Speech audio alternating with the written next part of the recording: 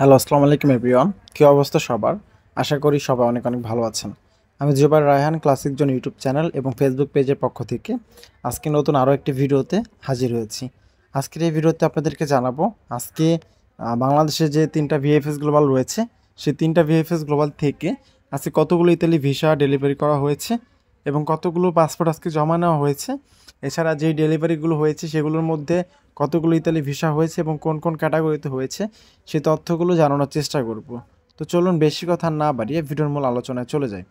ভিডিওর শুরুতেই বলি আজকে ঢাকার পাশাপাশি অন্য 3টা ভিএফএস গ্লোবালে কোনোটাইতে কিন্তু খুব বেশি একটা পাসপোর্ট ডেলিভারি তথ্য আমরা পাইনি। তো পাসপোর্ট ডেলিভারি পরিমাণ আজকে কম ছিল। এর মধ্যে ফার্স্টে আমরা চট্টগ্রাম ভিএফএস গ্লোবাল সম্পর্কে জানাই। চট্টগ্রাম থেকে আজকে টোটালি প্রায় আপনার 27টার মতো পাসপোর্ট ডেলিভারি করা হয়েছে। এর মধ্যে পাসপোর্ট ভিসা হওয়ার কথা যদি বলি সেক্ষেত্রে স্পন্সর ক্যাটাগরিতে ভিসা হয়েছে 7টা এবং এগ্রিকালচার ক্যাটাগরিতে ভিসা হয়েছে 3টা। টোটাল 10টা পাসপোর্ট জব ক্যাটাগরিতে ভিসা হয়েছে চট্টগ্রাম ভিএফএস গ্লোবাল থেকে। আর এর পাশাপাশি ফ্যামিলি ক্যাটাগরিতে ভিসা হয়েছে 9টা। তো ফ্যামিলি এবং জব দুইটা মিলিয়ে প্রায় 19টার মতো ভিসা আজকে হয়েছে চট্টগ্রাম ভিএফএস গ্লোবাল থেকে। এছাড়া ট্যুরিস্ট, বিজনেস বা অন্যান্য ক্যাটাগরির কোনো তথ্য আমরা চট্টগ্রাম থেকে পাইনি। আর চট্টগ্রাম ভিএফএস গ্লোবালে পাসপোর্ট জমা হয়েছে বেশ কিছু আজকে, খুব বেশি না, 15-20টার মতো জমা হয়েছে। তো এই ছিল মূলত চট্টগ্রাম ভিএফএস গ্লোবাল থেকে আপডেট 27টা পাসপোর্টের মধ্যে। আর তারা টোটালি 19টা পাসপোর্টের ভিসা দিয়েছে আর বাকি 8টা পাসপোর্টের ভিসা রিজেকশন হয়েছে। তো এই ছিল মূলত চট্টগ্রাম ভিএফএস গ্লোবাল থেকে ভিসা হওয়ার বিষয়ে আপডেট। আর এর পাশাপাশি আপনার ঢাকা এবং সিলেট ভিএফএস গ্লোবালও পাসপোর্ট ডেলিভারি জমার পরিমাণ আজকে কম ছিল। আমরা অন্যান্য বার দেখি যে পাসপোর্ট ডেলিভারি পরিমাণ কিন্তু মোটামুটি তারা 200-র অধিক দিয়ে থাকে, 300-400 পর্যন্ত কিন্তু হিট করে। তো সেই ক্ষেত্রে আজকে অনেকটাই কম ছিল। আজকে পাসপোর্ট জমার পরিমাণ ছিল প্রায় 150-র কাছাকাছি এবং পাসপোর্ট আপনার ডেলিভারির কথা যদি বলি তো সেক্ষেত্রে আজকে পাসপোর্ট ডেলিভারি হয়েছে সব মিলিয়ে দেখা যাচ্ছে ঢাকা থেকে প্রায় 74টার মতো পাসপোর্ট তারা ডেলিভারি দিয়েছে। এর মধ্যে ভিসা রিজেকশনের পরিমাণ ছিল প্রায় 22-24টার মতো আর ভিসা হওয়ার পরিমাণ ছিল প্রায় 50টার আশেপাশে। তো এর মধ্যে আমরা যতটুকু তথ্য পেয়েছি আপনার স্পন্সর ক্যাটাগরিতে ভিসা হয়েছে আজকে 12টা এবং এগ্রিকালচার ক্যাটাগরিতে ভিসা হয়েছে 7টা। 19টা ভিসা হয়েছে জব ক্যাটাগরিতে। ফ্যামিলি ক্যাটাগরিতে ভিসা হয়েছে প্রায় 22টা।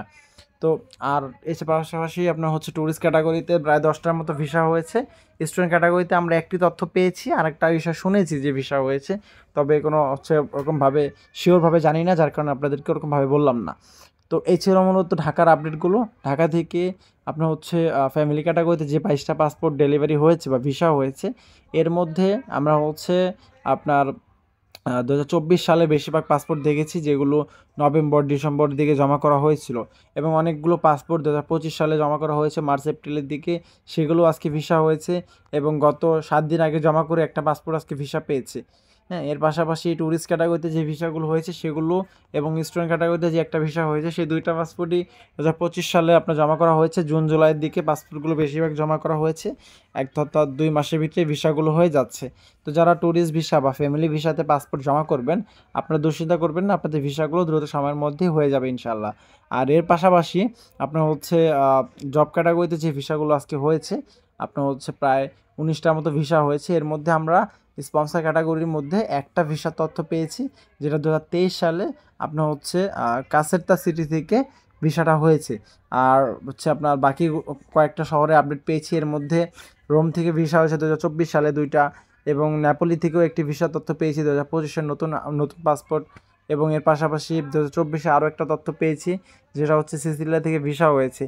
আর এগ্রিকালচার ক্যাটাগরির ক্ষেত্রে আজকে আমরা নেপোলি থেকে একটি তথ্য পেয়েছি 2024-এর এবং এর পাশাপাশি আপনার মিলান থেকে একটি তথ্য পেয়েছি। তো সব মিলিয়ে যদি বলি সেক্ষেত্রে নেপোলি এবং আশেপাশে যে সিটিগুলো রয়েছে সিসিলিয়া সহ যে সিটিগুলো রয়েছে এই সিটিগুলো থেকে মোটামুটি এখন ভালো কাজ করতেছে। অনেকেই জানতে চান এই বিষয়গুলো, ভাই এই শহরের কাজ চলতেছে কিনা। দেখেন এই যে সকল শহরগুলো থেকে ভিসা হচ্ছে এগুলো কিন্তু কাজ চলতেছে, হয়তোবা আপনারটা এখনও তারা চেকিং করতেছে না। আপনার মালিক যদি গর্জন নিয়ে বলতো যে আমার এই শ্রমিকটাকে দরকার ইমার্জেন্সি, এই শ্রমিকটার ব্যবস্থা আপনারা করে দেন, সেক্ষেত্রে কিন্তু আপনার জন্য তারা কাজটা কঠোরভাবে করতো। মালিক পক্ষ স্ট্রং নেই দেখে আপনারটা এখনও পর্যন্ত পেন্ডিংয়ে ঝুলে আছে। তো তারপরও আপনি ভিসা পাবেন বা আপনার ভিসাটা হয়ে যাবে কেমন করে, তারা নিজেরাই কিন্তু যখন দেখবে যে এটা এখনও পেন্ডিং আছে, তখন মালিকের সাথে মেসেজ করবে, মালিকের সাথে কমিউনিকেশন করার চেষ্টা করবে। তখন যদি মালিক আপনার নিতে চায় তখন আপনি ভিসাটা পাবেন। আর এর পাশাপাশি একটা মালিক যখন অ্যাক্টিভ থাকে তখন সে একটা উকিল হোক বা যেভাবেই হোক পেপুত্তরা যোগাযোগ করায় বা সুই অফিসে যোগাযোগ করে ভিসাটা পাওয়ার ব্যবস্থা করে। তো আশা করি আপনাদের সকলের আশাপূর্ণ হবে, সবাই ভিসা পাবেন। তো এর পাশাপাশি সিলেট বিএফএস গ্লোবাল আপডেটটা কিন্তু এখনও জানানো হয়নি, আমি সেটা আপনাদেরকে সংক্ষেপে জানিয়ে দিই। আজকে সিলেট বিএফএস গ্লোবাল থেকে টোটালি প্রায় হচ্ছে 32টার মতো পাসপোর্ট ডেলিভারি হয়েছে। এর মধ্যে স্পন্সর ক্যাটাগরিতে ভিসা হয়েছে 9টা এবং এগ্রিকালচার ক্যাটাগরিতে ভিসা হয়েছে 4টা।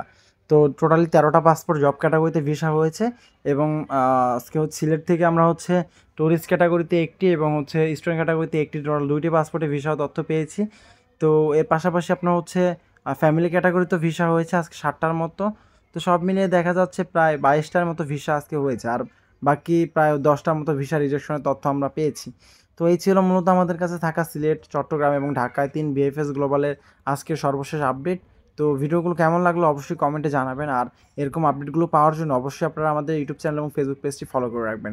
এছাড়া যারা আমাদের সাথে কমিউনিকেশন করতে চান বা আপনাদের বিভিন্ন প্রশ্ন থাকে আপনারা সরাসরি আমাদেরকে জানতে চান, তারা আমাদেরকে যদি ইউটিউব থেকে দেখে থাকেন তাহলে ইউটিউবে কমেন্টে জানাবেন, আর ফেসবুক থেকে যদি দেখে থাকেন সেক্ষেত্রে ফেসবুকে মেসেজ দিয়ে জানাবেন। হ্যাঁ, আমরা অবশ্যই চেষ্টা করবো আপনাদের মেসেজগুলো বা কমেন্টগুলো উত্তর দিয়ে দেওয়ার জন্য। দেখেন আমরাও তো কাজে থাকি, সারাদিন কাজ শেষে সন্ধ্যার পর যখন আসি বাসায় তখন হচ্ছে আপনাদের এই কমেন্টগুলো আমরা পড়ি বা হচ্ছে আপনাদের মেসেজগুলো আমরা পড়ি, এবং সেই ক্ষেত্রে আমাদের 1 ঘন্টা লাগুক আধা ঘন্টা লাগুক আমরা আপনাদের সকলের মেসেজের বা হচ্ছে কমেন্টের রিপ্লাই দিয়ে দেওয়ার চেষ্টা করি।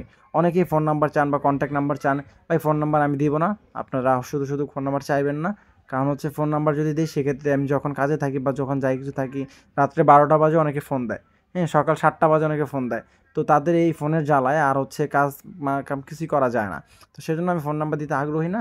আপনার যদি কারো একান্তই কোনো কিছু জানার থাকে বা কোনো কিছু বলার থাকে সেক্ষেত্রে আপনার ফেসবুক পেজে ভয়েস দিয়ে আপনি একবারে একটা ভয়েস দিয়ে জানিয়ে রাখবেন যে ভাই আমি এই বিষয়গুলো জানতে চাচ্ছি বা এই বিষয়টা সত্যি কিনা।